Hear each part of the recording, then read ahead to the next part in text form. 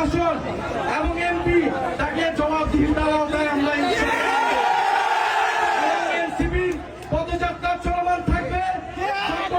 ভয় ভীতি বোমাবাজি ককটেল সবকিছুকে উপেক্ষা করে আমাদের পদযাত্রা চলমান থাকবে এবং স্পষ্ট আজকের এই ককটেল বিস্ফোরণ বোমা বিস্ফোরণ প্রশাসনের সহায়তায় হয়েছে। কেন বিদ্যুৎ বন্ধ করে দেওয়া হয়েছিল?